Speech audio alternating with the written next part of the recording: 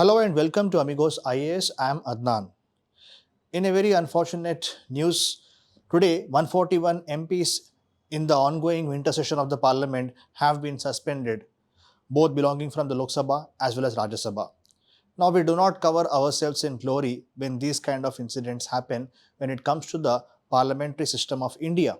So in this backdrop, let us try to understand why these disruptions happen and what are the rules regarding the suspension of MPs in the parliament. So to begin with, as you can see, this is the opposition party MPs who are protesting outside the chamber of the parliament because they were suspended. Some of them have been recommended for the breach of privileges by the houses. So we'll try to understand what these suspension rules are. So as of now, around 141 MPs have been suspended, 95 from Lok Sabha and 46 from Rajya Sabha. So yesterday already we have seen more than 79 MPs have been suspended. Now that was actually the highest ever suspension of MPs in the history of Indian Parliament. Last time this happened in 1989 when the report on the assassination of Indira Gandhi was being discussed. There was some problems in the parliament and 63 MPs were suspended. But the next day, the House has revoked their suspension. But in this case, for the remainder of the winter session, which is hardly a few days also, of course, that is the end of session. And important business is being conducted in the coming days. So these entire opposition, that is 2/3 of the opposition is now under suspension. That is one grave travesty of our parliamentary democracy, we can say. Now, reason is what? Opposition party MPs are demanding discussion. As recently we have seen, there was a security breach in the parliament in the Lok Sabha. The two intruders actually entered there and they also opened the smoke from their canisters. Now, this was a very grave attack on the Parliament of India on the anniversary of the earlier parliament attacks. So, on this, the opposition party members are asking for any kind of statement from either the Prime Minister or the Home Minister, especially regarding the security situation of the parliament. So here they also want a detailed discussion on this matter. That is what the opposition MPs are seeking. Now the important point is what the opposition party members are saying is that the Prime Minister can give interviews to the newspapers and the Home Minister can talk to the TV channels, but why can't they address the parliament itself, which is a very important forum for debate and discussion. But the Speaker Om Birla of Lok Sabha, he's saying that we do not want to involve the government in this matter because the Secretariat will take care of the security situations. But again, everybody has their own sides. But it would have been better if the discussion happened within the parliament. So what are the general reasons apart from this specific to the current institution? Okay, as per the research by PRS Legislative, they have found out in general, because these are nothing new in India, parliamentary disruptions are a part of democracy. Okay, so general reasons are what? Unresponsiveness of the government or the treasury benches means what? The ruling parties. So they are many times not responsive to the calls made by the opposition party members. First one. Second one, intentional disturbance on the partisan line. Sometimes some of the political parties will intentionally disrupt the parliament because they don't want the parliament to transact the business. Third one, lack of time available for MPs for raising some important issues. MPs represent their constituencies. They are elected for the very purpose of development. If those MPs are not allotted proper time for the discussion, because the presiding officer of the House will allocate the time for each MP to speak. If someone is not getting enough time to speak on important matters, they will get frustrated and they will go for disruption of the House. And absence of prompt action against MPs who are disrupting the parliamentary proceedings. Sometimes some MPs routinely disturb the parliamentary proceedings, and when enough action is not taken against them, that emboldens or it gives more kind of confidence to others to also disrupt the parliament in similar ways. That is one thing here. So these are the general reasons here. Now, who has the power to suspend the MPs? Of course, the presiding officers of both the houses. When I say Speaker of the Lok Sabha and Chairman of Rajya Sabha, because they are the ultimate interpreters of the rules of the House. In 1952, under the guidance of the first Lok Sabha Speaker, Ganesh Vasudev Mavlankar, the rules of procedure and conduct of business of both the houses were written. Almost similar rules of Lok Sabha apply to Rajya Sabha also. Now the speaker and the chairman are the people who are ultimate interpreters of the rules of the houses. Now their function is what? They have to orderly run the complete house. And if someone is disrupting the house, they have the power to suspend them. Okay, in order to ensure the proceedings are conducted in the proper manner, speaker or chairman is empowered to force a member to withdraw from the house. So what are the rules here? In Lok Sabha, 373, 374 and 374 capital A. In Rajya Sabha, rule 255, 256 are there, which talk about the suspension of MPs. Let us go and see them in detail. So Lok Sabha, if I start with here, first one, rule 373. The speaker can directly name a person who is disrupting the house, okay, and causing disorder. Speaker can name the person and say, please you withdraw. So what happens here? He will be absent during the remainder of the day sitting. That means on that particular day, if the speaker says, of course, ki you are the person who is disrupting the house, naming the MP, that MP shall withdraw from the house for that day itself, for the remainder of the day, not the session. Please understand the keywords. Make no mistake here. What if this does not work? So what happens now? See here, rule 374 will come into being. Here, the house will suspend. Okay, because here the voluntarily, when the speaker says the person should not attend the house and withdraw.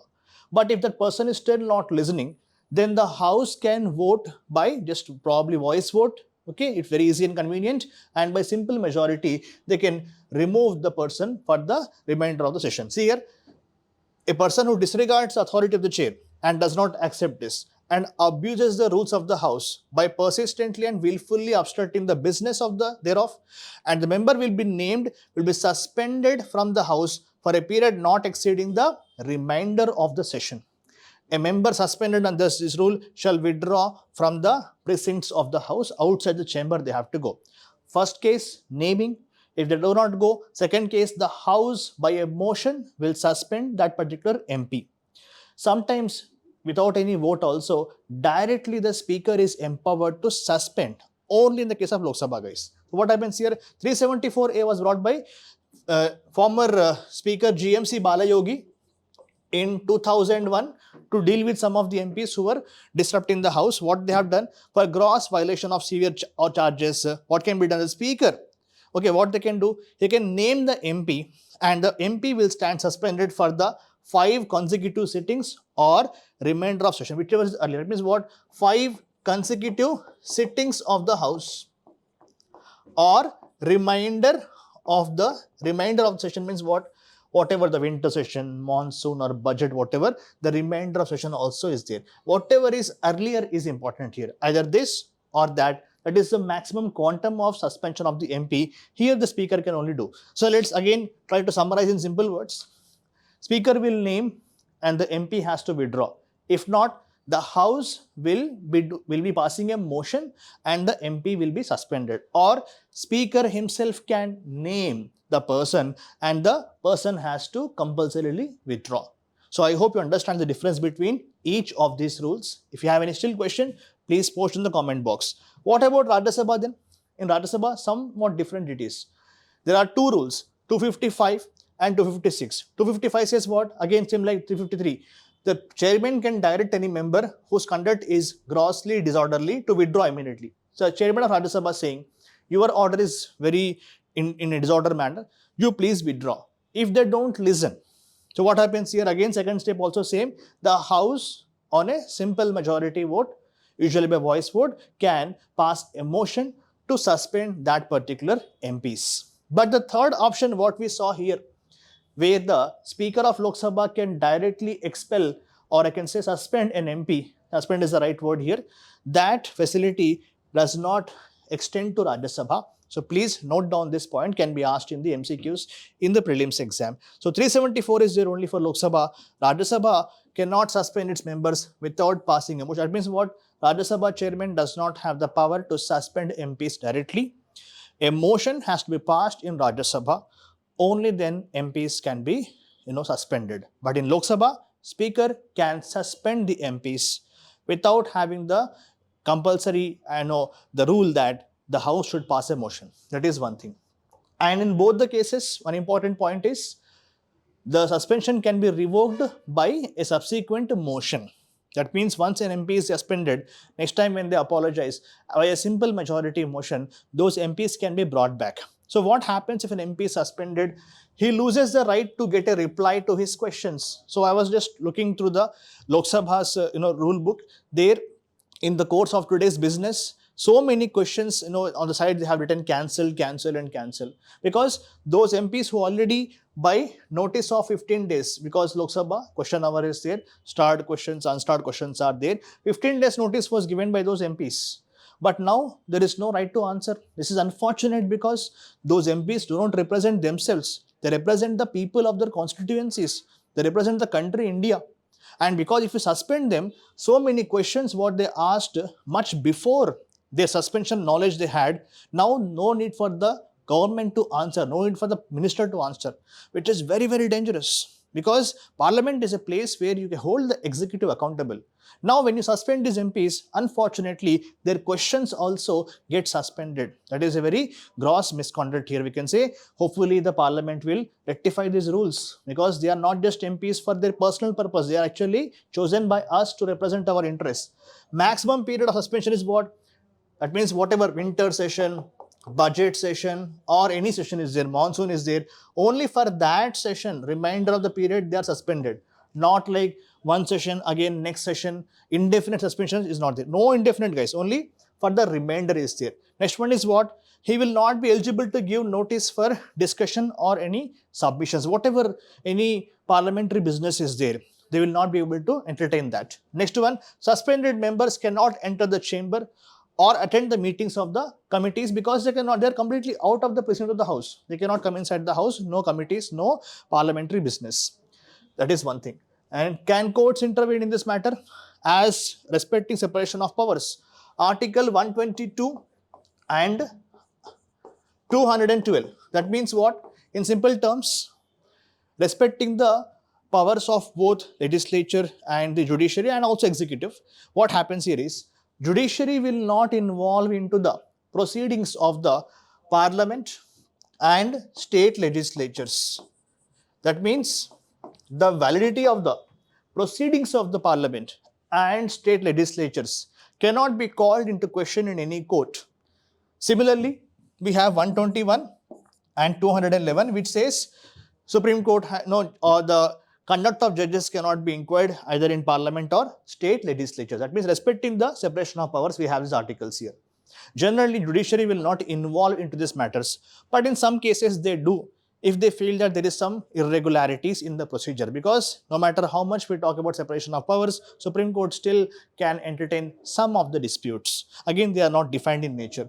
For example, in the matter of Maharashtra Legislative Assembly, they passed resolution in 2021 in the monsoon session that suspended 12 BJP MLAs for 1 year. 1 year? No. What we discussed, remainder of session is what is important here. So the matter came before Supreme Court, and which held that the resolution is ineffective in law beyond the remainder of the monsoon session. That means what? As the rules mention, only you are suspended for the remainder of session, but not the complete year. Same case recently, Aam Aadmi Party person, Raghav Chadha, he also was given suspension for indefinite purposes, but later he apologized, and finally the house has voted to welcome him back. That is one news which we understand. So the courts can sometimes involve, usually they will not. So this is the end of this lecture. But before I end, one important point is, please focus on other broader issues of decline of parliament in India. Reduced number of sittings, hardly 230 sittings they had, okay, compared to the previous years. That is one thing which is spoiling the Parliament of India for mains question. Decline of parliament means what? How many? Reduced number of sittings are there, okay, lack of debate is there, less bills being sent for the committees. For example, last Lok Sabha, hardly 25% of bills were sent to the parliamentary committees. Reduced number of sittings, hardly around 330 or 230 sometimes, okay, this is one thing. And less number of bills sent to the committees for scrutiny, and less number of debate, around 16% of the time was lost in last Lok Sabha for the parliamentary disruptions. Again, regardless of which political party here, guys, Parliamentary disruptions are quite normal in India, unfortunately. Even last time also, we understand 10 years ago, Sushma Swaraj and Arun Jaitley has mentioned that disruptions are very much a democratic practice. So those, let us not get divided on party lines. Let's try to understand that this is not in the spirit of the parliament, whose main purpose is to discuss, to talk, deliberate on the important issues. If there are no debates, now what is going to happen? Many of the bills are going to be tabled and two-thirds opposition is not there, and without discussion and scrutiny, just like farm bills, these bills will be passed. And again, litigation may increase in future also. That is why for parliament to function, it is both, the balance has to be there between the rights of the opposition party MPs as well as the orderly conduct of the house. Both have to be maintained properly here. So let us hope, keeping in spirit with democratic values, some solution has to be found for this particular incident. That's it for today. I'll see you again in next class. Thank you. Keep watching Amigos IAS.